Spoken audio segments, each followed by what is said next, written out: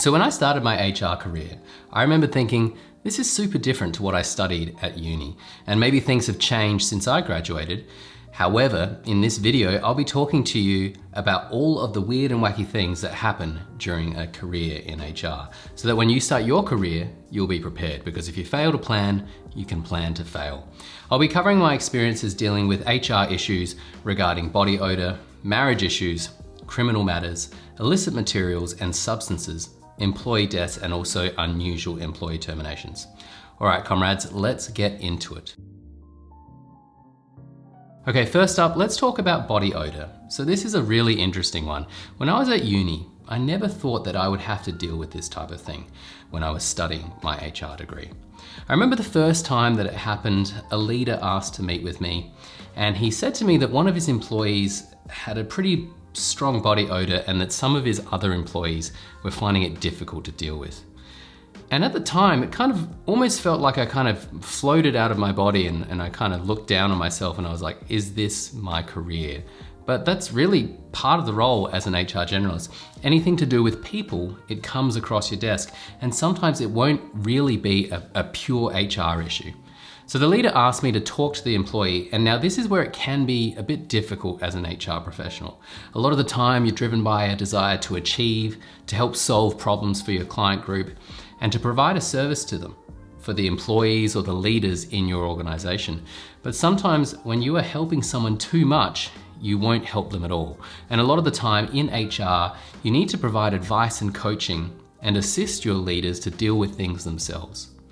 So in this particular situation that I recall, and this has happened a few times, I worked with a leader to provide them with the right words to say. So I helped them to have the conversation themselves. Okay, so the next one, marriage issues. The institution of marriage, or really just relationships, it can cause issues in an organization. Again, where there is an issue involving an employee, as an HR professional, you will get called in to assist, to provide advice and guidance to your leaders. And a situation that happens from time to time is that an employee's relationship or their marriage will break down. And in some situations, there can be issues of domestic violence that you need to contend with. As an example, an employee might get a new job and their estranged or ex-partner will try to find out where they are working. And it's really tricky, but you have to be on your guard, especially when you are answering phone calls and the person on the call is calling to confirm if an employee works at the company. So they're doing an identity verification check. And it's always a good idea to ask the person on the phone to send an email to you with a verification request, which is signed by the employee, so that you can ensure the request is legitimate. Another marriage issue which comes up, and this is less common, is where you have two couples in the same company and they become friends and they start hanging out. And then over time, there is an affair between the husband from one couple and the wife from another. I kid you not, this stuff, it really happens.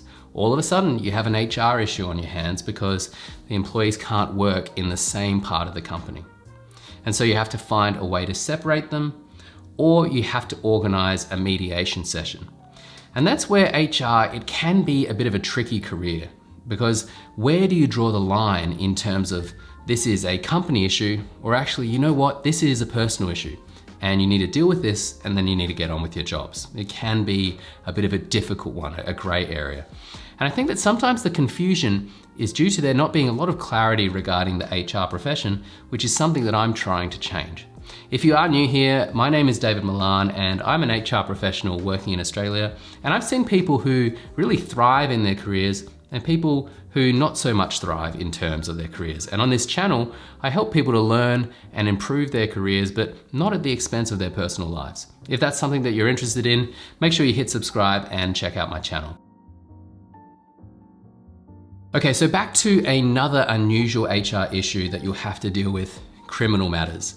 And sometimes you'll get involved in situations in which the police should definitely be involved, or they already are involved. So one example, you might be sitting at your desk working on a PowerPoint, because we know that the business world runs on PowerPoint these days, when you get a call from reception because there are a couple of police officers who want to talk to you. So you grab your jacket, you make sure that there's nothing in your teeth, and you head downstairs to the lobby or to reception. And the police officers tell you that one of your employees is suspected of robbing a supermarket, and they provide you with dates and times of when the thefts occurred. and they ask you to validate whether your employee was at work or not. So if you're working for an organization which has swipe cards and elevator logs and security cameras, guess what? Your day now involves watching hours of footage to see whether you have evidence of your employee being in the building or whether the police have the right person. Whatba. Another situation, and this is one you should definitely call the police, is where an employee, for example, tries to headbutt their supervisor, or punches another employee, or they have an altercation in the company parking lot, and one employee rams another employee into a wire fence. Obviously, these are hypothetical situations, but they're similar to things that I've had to deal with as an HR professional. And I've mentioned a few times that it's really important to call the police. And the reason that I've said that is because there's been a few situations in which people in my network have been discussing an incident with me. And they've been telling me that an employee chased another employee with a hammer and they had to stand them down and do a disciplinary conference and an investigation. And I said to them, did you call the police? And they've been like, oh, no, I didn't. And I think what happens is that when you're in a work setting, it can be a bit all-consuming, and you can be focused on doing a good job from a procedural perspective, and making sure that you're following the right policies. And you sometimes forget that if it wasn't in a work setting, if someone was chasing you with a hammer down your street, you'd call the police. So a final reminder that if you're dealing with a workplace violence situation, remember to call the police when you're at work as well. Okay, so let's talk about illicit materials and substances. Illicit materials are basically just a fancy way of saying pornographic material, or materials that aren't in line with your organization's values or code of conduct or policies. I don't know why people feel the need to bring pornography to work, but it does happen. Sometimes during your career as an HR professional, you'll be advised by the IT department that an employee has inappropriate material saved on their computer, and you need to deal with that. Those can be quite unusual days. It's very awkward for the employee who's busted.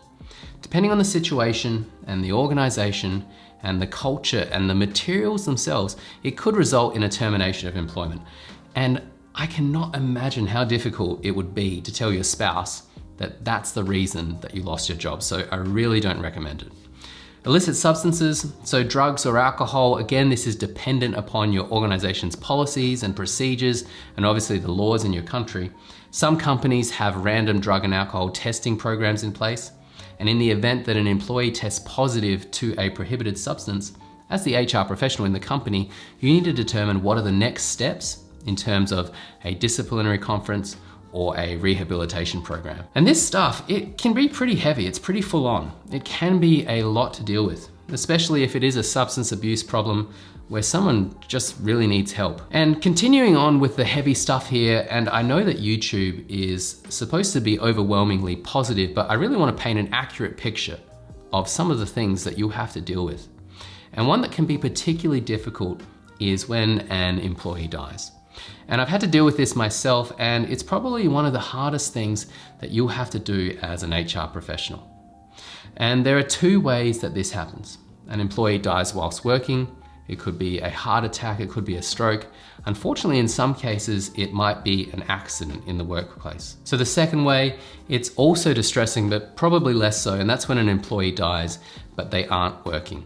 So for example, they might be in an accident on the weekend, and on the Monday, you have to work with your leaders to help employees get through it. And it's really hard stuff, and there's not a lot of guidance on what to do in these situations. And it's really terrible to say this, but if you do have experience in these situations, it can be really helpful for your career, because the next time you'll know what to do because you have that experience. I've been involved in a few employee deaths as part of my career, and something that's really easy to do, but it's also powerful and helpful for the grieving process, is to buy a journal or a few journals, depending on the size of your organization, so that your employees can write their condolences in those journals for the employee's family, or they can write a message of support. Writing things down, it can be a really powerful ritual to help people grieve, which I have covered in detail in a separate video if you're interested in checking that out. So an employee termination, it's not that unusual for an HR professional to have to deal with. However, what is unusual is starting a new job and walking into a meeting and seeing an employee that you have terminated at a previous company. And this can be a pretty awkward situation because obviously everyone deserves a second chance. And in a lot of cases, you'll be bound by confidentiality regarding the situation at your old company. So you can't really talk about what you know and the reasons why the employee was terminated. And this is where HR, it can be a really complex and complicated career, because if you terminated the employee for theft or fraud and they are working in a role where it would be easy for them to steal things, you're in a bit of a tricky situation. It becomes a real shades of grey type of situation. So HR can be a bit of an unusual career. If you are just starting out or you are currently studying, I've put together a custom playlist for you to watch. It only has 3 videos in it, including this one, and it might help you to get a better understanding of what a career in HR involves. If you are more advanced in your HR career, I have a video which will help you to progress from an HR advisor to an HR business partner, so make sure you check that one out as well. If there's any other videos or content that you're interested in, please let me know, and make sure that you connect with me on Twitter or LinkedIn. I'm really trying to build more of a connected HR community, so it's been great to connect with some of you already. So if you have any questions, please let me know. Thanks again for taking the time to watch. I hope that you stay safe, and I will see you in the next video.